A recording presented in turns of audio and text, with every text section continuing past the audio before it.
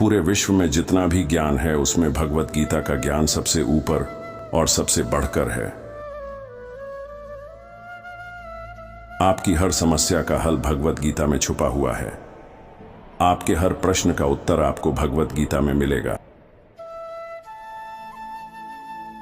जिसे भी भगवत गीता का ज्ञान समझ में आ गया वह जिंदगी की बड़ी से बड़ी समस्या को भी हंसते हंसते पार कर जाएगा। सारे वेद शास्त्रों का सार भगवत गीता के ज्ञान में समाया है। सवो उपनिषद गावो दोग्ध गोपाल नंदन पार्थो वसुधर भोक्ता दग्धम गीता मतम महत। इस श्लोक का अर्थ है कि सारे उपनिषद गायों का रूप है। सर्वो उपनिषदों गावो दोग्धः गोपाल नंदना। उन उपनिषद रूपी गायों को धने वाले स्वयं गोपाल नंदन श्री कृष्ण हैं। पार्थो वत्स सुधर भोक्ता। और अर्जुन वो बछड़ा है जिसे श्री कृष्ण ने गीता का वो ज्ञान पलाया था। श्रीमद् भगवद गीता में कुल 18 अध्याय हैं और 700 श्लोक हैं। आज हम उसी श्रीमद् भगवद गीता के 18 अध्यायों की 18 शिक्षाओं के बारे में चर्चा करेंगे। जो भी इन 18 शिक्षाओं को समझ लेगा उसे जिंदगी का सारा ज्ञान समझ में आ जाएगा। जिंदगी का सार समझ में आ जाएगा। श्रीमद् भगवद गीता की पहली शिक्षा यह है कि सच्चा इंसान झूठे इंसान से तब तक नहीं जीत सकता जब तक वो झूठ, अन्याय और गलत के खिलाफ खुद लड़ने के लिए खड़ा नहीं होता।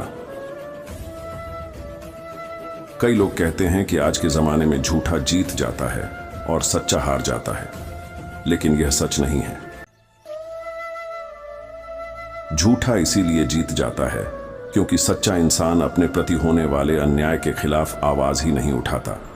अगर सच्चा इंसान अपनी आवाज नहीं उठाएगा तो लोग झूठे इंसान की आवाज को ही सच समझ लेंगे।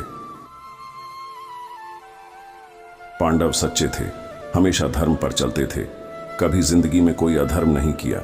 फिर भी सबसे ज्यादा दुख उन्हीं को सहना पड़ा। सारा जीवन भर हमेशा बड़ों की आज्ञा मानते रहे, सब जानते हुए कि भी यह गलत है, यह अधर्म है, अन्याय है।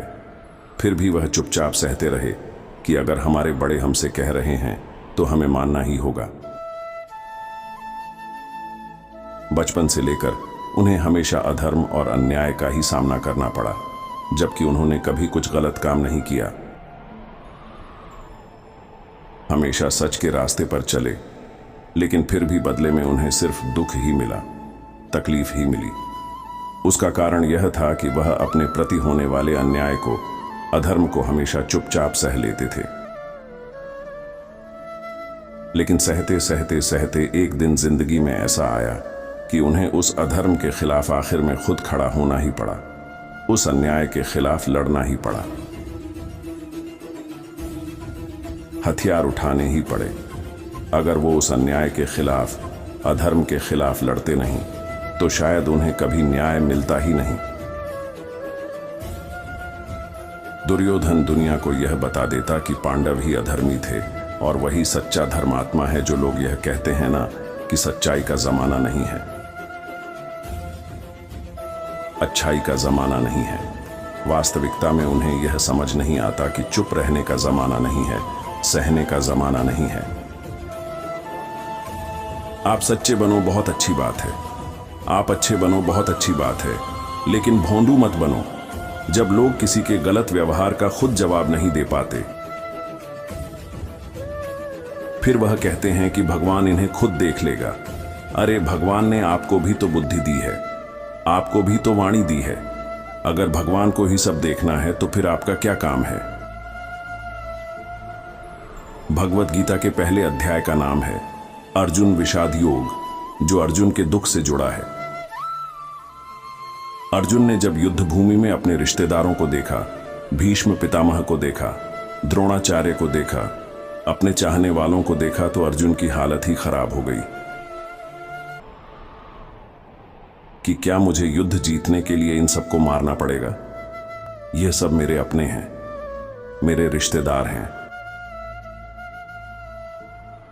अर्जुन श्री कृष्ण से कहने लगा कि इन सब से लड़ने से तो अच्छा है कि मैं सब छोड़ छाड़ के जंगल में चला जाऊं, सन्यासी बन जाऊं। उसने साफ साफ कह दिया कि मैं युद्ध नहीं करूंगा। तब श्री कृष्ण ने श्रीमद् भगवद गीता का दिव्य उपदेश अर्जुन को दिया, जिसे सुनकर समझकर अर्जुन युद्ध के लिए तैयार हुआ। श्री कृष्ण ने अर्जुन को समझाया, अगर तुम अधर्म के खिलाफ नहीं लड़ोगे तो तुम भी अधर्मी कहलाओगे, और दुर्योधन का यह अधर्म समाज में और बढ़ता रहेगा। पापी को ताकत तभी मिलती है जब पुण्य करने वाला उसे चुपचाप सह लेता है। वास्तविकता में यह महाभारत की कहानी हम सब की कहानी है। हमारी जिंदगी में भी बहुत तकलीफें आती रहती हैं, दुख आते रहते हैं। हमारे साथ कई बार बहुत कुछ गलत होता है, लेकिन अगर वो हम चुपचाप सह लेंगे तो लोग हमारे साथ और ज्यादा गलत करेंगे। चाहे कोई भी तकलीफ आ जाए, कोई भी दुख आ जाए, उसके खिलाफ लड़ना हमें खुद ही पड़ेगा। अगर दुख आपका है तो उस दुख को दूर करने के लिए लड़ना भी आपको होगा। अगर कोई आपके साथ गलत कर रहा है तो उसके खिलाफ आवाज भी आपको ही उठानी पड़ेगी। यह दुनिया भी कमजोर का साथ नहीं देती। अगर आप में कुछ शक्ति है तभी कुछ लोग भी आपके साथ खड़े होंगे। अगर आप ही कमजोर हैं तो कोई आपका साथ नहीं देगा। तो श्रीमद् भगवद गीता की इस शिक्षा को जिंदगी में गांठ बांध कर रख लो कि अगर कोई हमारे साथ गलत करता है उसे सहना नहीं है, बल्कि उसका सामना करना है। अगर कोई दुख आया है तो उससे डरना नहीं है, बल्कि उसका सामना करके हमें जिंदगी में आगे बढ़ना है। श्रीमद् भगवद गीता की दूसरी शिक्षा यह है कि आप जिसमें जितना ज्यादा अपनापन और मोह रखोगे, वही इंसान आपको सबसे ज्यादा रुलाएगा। वास्तविकता में जो श्री कृष्ण ने गीता का ज्ञान आरंभ किया, उसका असली कारण था अर्जुन का मोह।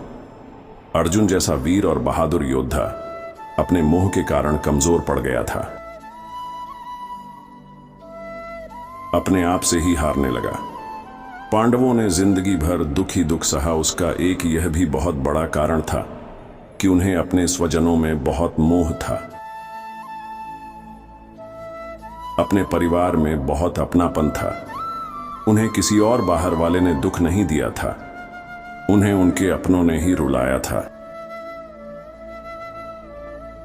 उन्हें उनके अपनों ने ही दर दर पर बख मांगने के लिए मजबूर कर दिया था।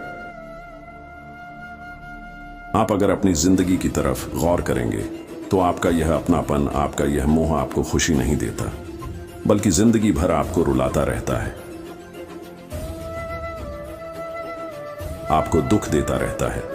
हमारे दुख सुख का कारण हमारे मन का मोह है। सारी दुनिया में लोगों के साथ कितने ही हादसे होते रहते हैं, लेकिन हमें कुछ खास फर्क नहीं पड़ता। बस जैसे एक ब्रेकिंग न्यूज सुन ली कि यहां तूफान आ गया, कहीं आंधी आ गई, कहीं लोग मर रहे हैं, बस 2 मिनट के लिए लगता है, फिर किसी को याद भी नहीं रहता कि क्या हुआ है। लेकिन जिसे हम अपना मानते हैं, उसे जरा सी चोट आ जाए, अगर उसे कुछ हो जाए तो दिल को बहुत तकलीफ होती है। दुनिया के व्यवहार का हमें इतना दुख नहीं होता जो अपनों के गलत व्यवहार का हमें दुख होता है।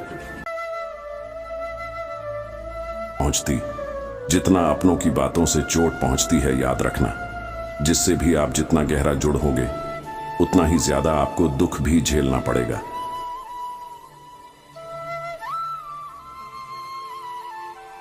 और इस दुख से आप भाग नहीं सकते।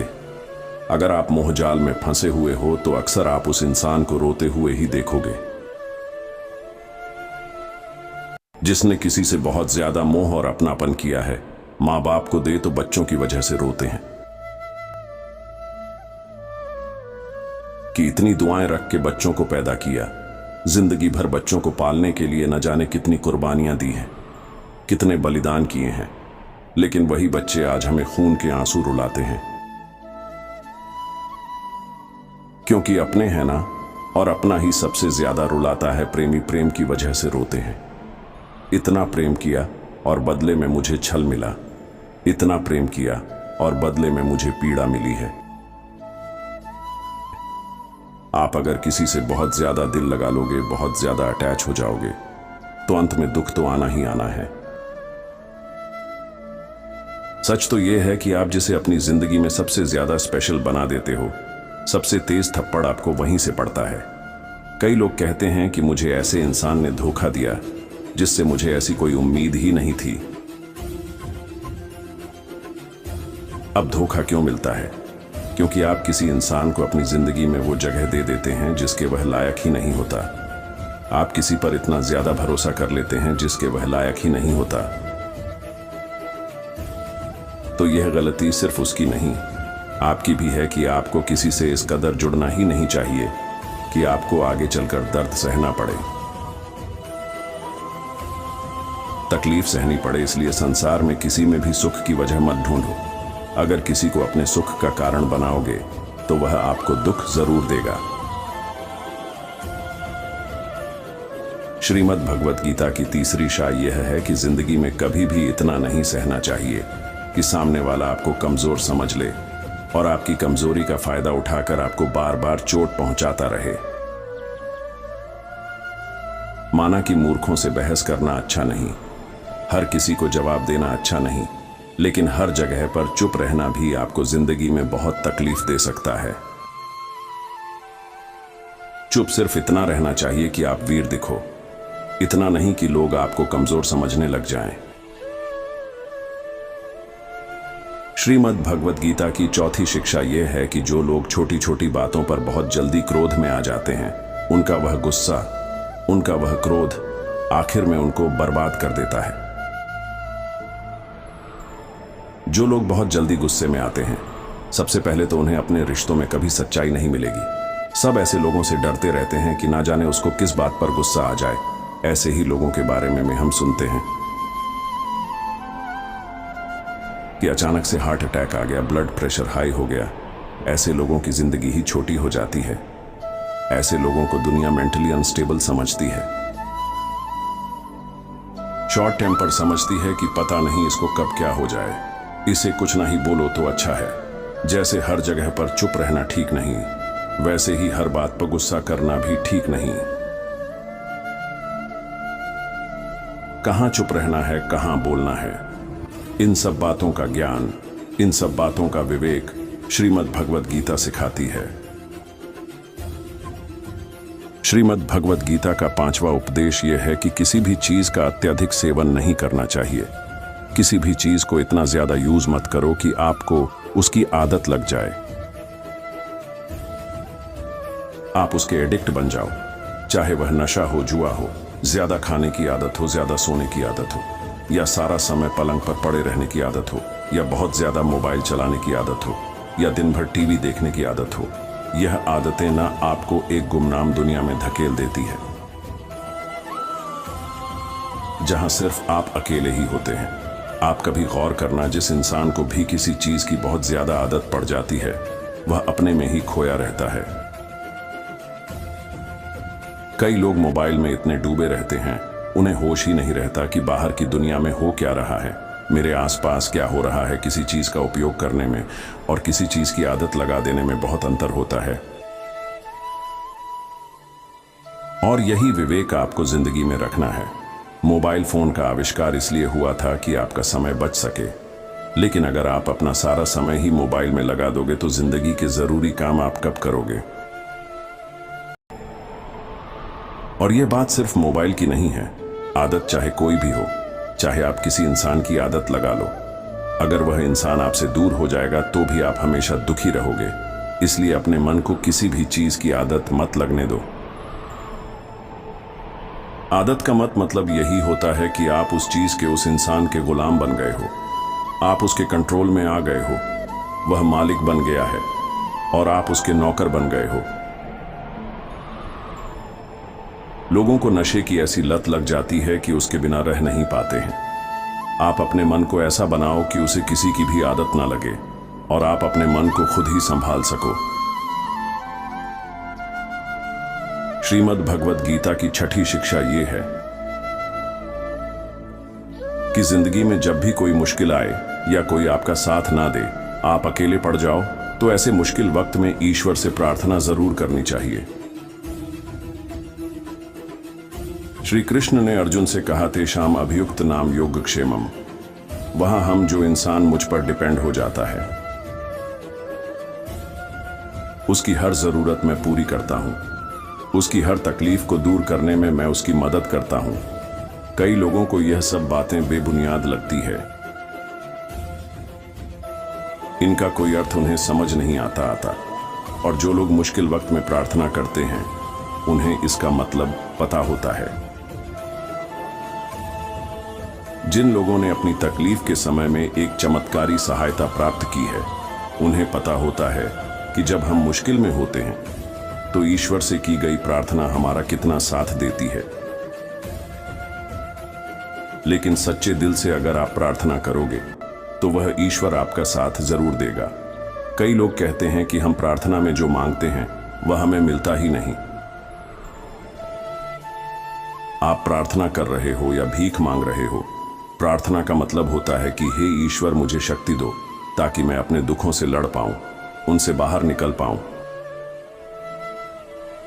जिंदगी की मुश्किलों को पार करके आगे बढ़ सकूं। प्रार्थना का सीधा सा मतलब यही है, आपको आपके दुखों से पार निकलने का मार्ग दिखाते हैं, दुखों से पार निकलने की शक्ति देते हैं, और कई बार तो न जाने किस रूप में आकर के आपकी सहायता भी कर देते हैं। कई लोग तो हैरान रह जाते हैं कि जब हम तकलीफ में थे, न जाने कौन इंसान आया और आकर के हमारी मदद करके चला गया, जहां हमारे अपनों ने भी हमसे मुंह फेर लिया था। कोई अजनबी आकर के हमारी मदद करके चला गया। ये सब आपकी प्रार्थनाओं का फल होता है कि जब आप तकलीफ में होते हैं तो वह ईश्वर आप तक वह सहायता किसी न किसी तरह से पहुंचा ही देते हैं। इसलिए जिंदगी में जब भी कोई मुश्किल वक्त आए, उस समय पर ईश्वर को प्रार्थना जरूर करनी चाहिए। श्रीमद् भगवद गीता की 7वीं शिक्षा, वह बहुत प्रसिद्ध है, से सब लोग कहते सुनते रहते हैं, लेकिन उसका अर्थ किसी को समझ नहीं आता कि कर्म करो और फल की चिंता मत करो। इसका मतलब यह नहीं है कि जो मन में आए करते जाओ और कहो कि जो होगा देखा जाएगा। अभी तो मजे कर लो। गीता में ही तो लिखा है कि कर्म करो और फल की चिंता मत करो।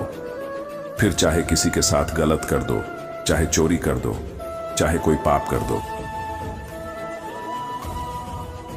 लेकिन इस शिक्षा का यह मतलब नहीं है, और ना ही शिक्षा का यह मतलब है कि आप किसी काम को लगातार करते रहो, चाहे उसका कुछ रिजल्ट निकले या ना निकले। क्योंकि गीता में ही तो लिखा है कि कर्म करते रहो, फल की चिंता मत करो। किसी बात को सुनना और उसे समझना दोनों बहुत अलग बातें होती हैं। कर्म करो और फल की चिंता मत करो, इसका अर्थ यह है कि अगर आप किसी के लिए कुछ करते हैं तो बदले में उससे कोई उम्मीद मत रखो, क्योंकि जब आप किसी से उम्मीद लगा लेते हैं कि मैंने इसके लिए इतना किया है तो यह भी मेरे लिए करेगा या मेरे मुश्किल वक्त में काम आएगा, लेकिन आपकी मुश्किल वक्त में वो इंसान आपकी उम्मीद तोड़ देता है। ये दुनिया बहुत अजीब है। आप किसी के लिए कुछ भी कर लो, लेकिन आजकल के लोग किसी के एहसान को बहुत जल्दी भूल जाते हैं। वास्तविकता में आप जैसा लोगों को समझते हो, लोग वैसे होते नहीं। आप अगर किसी की मदद करते हो या उसका साथ देते हो, तो आजकल के जमाने में किसी से भी यह उम्मीद मत रखना कि वह भी आपका साथ देगा। इसीलिए गीता में यह उपदेश दिया गया है कि कर्मण्वाधिकारस्ते मां फलेषु कदाचन, कि आपका अधिकार सिर्फ कर्म करने का है, उसके फल पर आपका अधिकार नहीं। जो आपने किया उसका बदले में क्या रिजल्ट आएगा, आप उसे कंट्रोल नहीं कर सकते। इसका यही मतलब है, जब आप किसी काम को करते हो और इंतजार करने लग जाते हो कि मैंने इतना किया, अभी तक कोई रिजल्ट ही नहीं आ रहा है, लेकिन बदले में कुछ हो ही नहीं रहा है, तो अगर आप कुछ अच्छे कर्म करते हो तो चिंता मत करो कि अभी तक हुआ क्यों नहीं है, कब मेरे दिन बदलेंगे, कब मेरी जिंदगी बदलेगी। अगर इस चिंता में आप डूब जाओगे तो आपके कर्म का कोई अर्थ ही नहीं रह जाता है। लेकिन अगर आप अच्छे कर्म करते रहोगे तो उसका अच्छा फल आपको एक दिन जरूर मिलेगा। और कोई अगर बुरा कर्म करता है तो उसका फल भी आज नहीं तो कल उसे जरूर मिलेगा। श्रीमद् भगवद गीता का 8वां उपदेश यह है कि नेगेटिव लोगों की बातों पे कभी रिस्पॉन्ड नहीं करना चाहिए। जो लोग हमेशा नेगेटिव ही बोलते हैं, नेगेटिव ही सोचते हैं, ऐसे लोगों के साथ कभी बहस नहीं करनी चाहिए। जब आप नेगेटिव लोगों के साथ बहस में उलझ जाते हैं तो वो आपकी पॉजिटिव एनर्जी खींच लेते हैं और अपनी नेगेटिव एनर्जी आपको दे जाते हैं। आप महसूस करना, किसी भी नेगेटिव इंसान से बहस करने के बाद आपका मन भारी हो जाएगा। आप खुद को दुखी और परेशान महसूस करेंगे क्योंकि आपकी पॉजिटिव एनर्जी वो लेकर चला गया और अपनी नेगेटिव एनर्जी वह आपको देकर चला गया। तो जो इंसान हमेशा सबके लिए बुरा ही बोलता है, हमेशा सबके लिए बुरा ही सोचता है, ऐसे लोगों को पागल समझकर उन्हें छोड़ देना चाहिए। ऐसे लोगों से बहस कर आपको सिर्फ तकलीफ ही मिलेगी और कुछ नहीं मिलेगा। श्रीमद् भगवद गीता का 9वां उपदेश है कि जिंदगी में कभी किसी के भरोसे मत बैठे रहना कि यह मेरे काम आएगा, यह बुरे वक्त में मेरा साथ देगा, यह मुश्किल समय में मुझे संभाल लेगा। जो लोग किसी के आसरे बैठे रहते हैं ना, वह मुश्किल समय में हमेशा अकेले हो जाते हैं। इस दुनिया में कोई किसी का सगा नहीं है। हम रोज लोगों की कहानियां सुनते हैं कि अपने ही अपनों को चोट पहुंचा रहे हैं, मुश्किल वक्त में अपने ही अपनों को छोड़ के चले जा रहे हैं। तो भी अगर आपकी आंखें नहीं खुलती, आपको समझ नहीं आता, तो आप भी उसी दुख के रास्ते पर जा रहे हैं जहां सारी दुनिया जा रही है। लोग न कभी किसी का सहारा बने हैं, न बन सकते हैं आपका सहारा। या तो आप स्वयं हैं या वह ईश्वर है। इसीलिए अपने अलावा कभी भी किसी को अपना सहारा समझकर नहीं बैठना चाहिए। श्रीमद् भगवद गीता का 10वां उपदेश यह है कि सुख और आनंद इंसान के अंदर ही है, लेकिन इंसान उसे बाहर दुनिया में ढूंढता रहता है, उसके लिए भटकता रहता है। कहते हैं कि हिरण की नाभि में कस्तूरी होती है जिसमें से बहुत सुंदर सुगंध निकलती है और उसे समझ नहीं आता यह खुशबू आ कहां से रही है। वह पूरे जंगल में भटकता रहता है, ढूंढता रहता है कि यह खुशबू कहां से आ रही है, लेकिन उसे वो खुशबू कहीं बाहर नहीं मिलती, क्योंकि वह बाहर है ही नहीं, वो उसके अंदर ही है, जिससे कुत्ता हड्डी को चबा आता रहता है और हड्डी को लगातार चबाने से उसके दांतों से खून निकलने लगता है और उसे यह लगता है कि यह खून का स्वाद इस हड्डी से आ रहा है, लेकिन वह खून उसका खुद का होता है।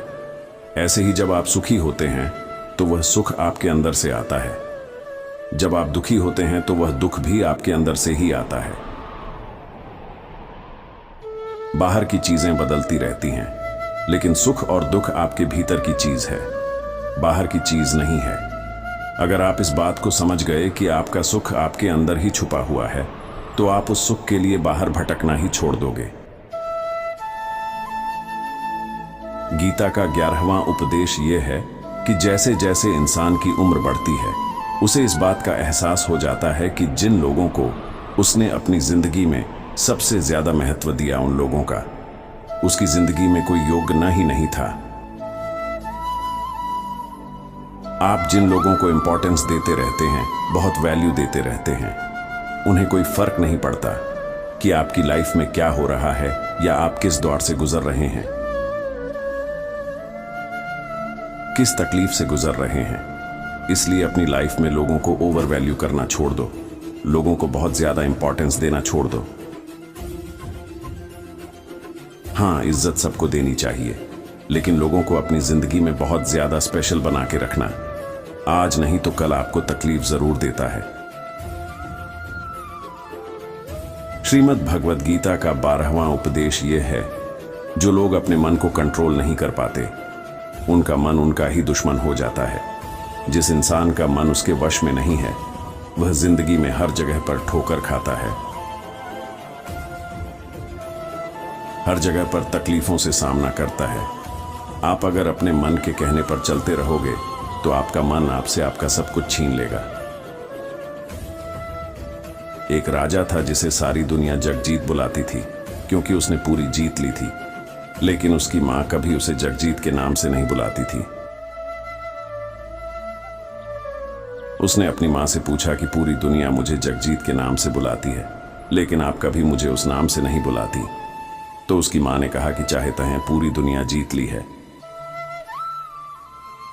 लेकिन तूने अपने मन को नहीं जीता है, और जिस इंसान ने अपने मन को नहीं जीता है, मेरी नजर में वह इंसान हारा हुआ ही है। असली जगजीत मैं तुम्हें तब मानूंगी जब तुम अपने मन से जीत जाओ। दुनिया से जीतना तो बहुत आसान है, लेकिन इंसान अपने मन से हार जाता है, अपने मन को नहीं संभाल पाता है, और जो इंसान अपने मन से जीत गया वह पूरी दुनिया जीत सकता है। श्रीमद् भगवद गीता का 13वां उपदेश यह है कि दुख और सुख जीवन में मौसम की तरह आते रहेंगे। ना सुख हमेशा रहने वाला है और ना ही दुख हमेशा रहने वाला है। इसलिए दुख आए तो उससे घबराना नहीं चाहिए, और सुख आए तो उस सुख की खुद को आदत नहीं लगानी चाहिए। यह जीवन परिवर्तनशील है, यहां सब कुछ बदलने वाला है, इसलिए चिंता मत करो। अगर कोई दुख भी है तो यह भी एक दिन बदल ही जाएगा। श्रीमद् भगवद गीता का 14वां उपदेश यह है कि जो होना है वह होकर ही रहेगा, और जो नहीं होने वाला वो कभी नहीं होगा। जो लोग इस बात को समझ जाते हैं उन्हें कोई चिंता नहीं रहती, क्योंकि जो होने वाला है उसे आप रोक नहीं सकते, और जो नहीं होगा उसकी चिंता करने की कोई जरूरत ही नहीं है। उससे डरने की कोई जरूरत नहीं है। इसीलिए आप सिर्फ अपने लक्ष्य पर ध्यान दो, अपने जीवन का आनंद लो। क्या होगा क्या नहीं होगा, इस बात की चिंता करना छोड़ दो, क्योंकि जो आपके बस में नहीं है उसकी चिंता करके आप कभी सुखी नहीं हो सकते। श्रीमद् भगवद गीता का 15वां उपदेश यह है कि अच्छे कर्म करने के बाद भी लोग आपकी बुराइयां ही याद रखेंगे। आजकल लोगों को किसी की अच्छाई दिखती ही नहीं है। यह दुनिया बुराइयां देखने में माहिर है, इसीलिए लोग क्या कहते हैं इस पर ध्यान मत दो। आप सिर्फ अपना कर्म करते रहो। दुनिया को देख करके अपने फैसलों को मत बदलो, या दुनिया को देख करके अपने फैसले कभी नहीं लेने चाहिए, बल्कि आप वो करो जो आपको सही लगता है। लोगों को क्या सही लगता है उससे आपका कोई लेना देना नहीं। लोग क्या कहेंगे उस पर आपकी कोई जिम्मेदारी नहीं है। आपके लिए क्या सही है, आप सिर्फ उस पर ध्यान देना सीखो। श्रीमद् भगवद गीता का 6वां उपदेश यह है कि अपने आप को ईश्वर के प्रति समर्पित कर दो, क्योंकि वह ईश्वर ही सबसे बड़ा सहारा है। जो भी कोई सहारे को पहचान लेता है वह अपने हर डर, हर चिंता, हर दुख से आजाद हो जाता है। श्री कृष्ण ने अन्न से कहा, सर्व धर्माननामेकम शरणम ब्रज, अहम त्वा सर्व पापे भयो मोक्ष। श्यामी मां शच की हे अर्जुन, तू सब कुछ छोड़ करके मेरे पास आ, मैं तेरी हर तकलीफ को दूर कर दूंगा। तुझे हर वही चीज दूंगा जो तुझे चाहिए। जो लोग ईश्वर को अपना सहारा मानते हैं उन्हें कभी किसी का सहारा नहीं लेना पड़ता, और जो लोग दुनिया को अपना सहारा बनाते हैं वह हमेशा बेसहारा हो जाते हैं। श्रीमद् भगवद गीता का 6वां उपदेश यह है कि आपका क्या गया। जो आप रोते हो, आप क्या लाए थे, जो आपने खो दिया, आपने क्या पैदा किया था। जो नष्ट हो गया, आपने जो भी लिया यहीं से लिया, जो भी दिया यहीं पर दिया। जो आज तुम्हारा है कल किसी और का था, और आने वाले कल में वो किसी और का हो जाएगा। तो क्यों दुखी होना, क्यों परेशान होना। इंसान खाली हाथ ही दुनिया में आता है और खाली हाथ ही इस दुनिया से चला जाता है। इसलिए चिंता और दुख को छोड़ के आनंद में जीना सीखो। श्रीमद् भगवद गीता का 18वां उपदेश यह है कि यो यथा माम प्रपद्यन्ते तथैव बज्म में। हम श्री कृष्ण कहते हैं कि जो लोग मुझे मानते हैं उनके लिए मैं वास्तविक हूं, और जो लोग मुझे नहीं मानते उनको कभी मेरी शक्ति का एहसास नहीं होता। जो मुझे जैसे याद करता है मैं भी उसका वैसे ही साथ देता हूं। कोई मुझसे प्रेम करता है तो मैं भी उससे प्रेम करता हूं। कोई अगर सबको छोड़ के मुझे सहारा बनाता है तो मैं भी उसको कभी किसी का मोहताज नहीं होने देता। श्रीमद् भगवद गीता की इन 18 शिक्षाओं को जो भी इंसान समझ जाएगा उसकी पूरी जिंदगी बदल जाएगी। यह 18 शिक्षाएं आपको जिंदगी के हर मोड़ पर काम आएंगी। बोलो राधे राधे कृष्णा।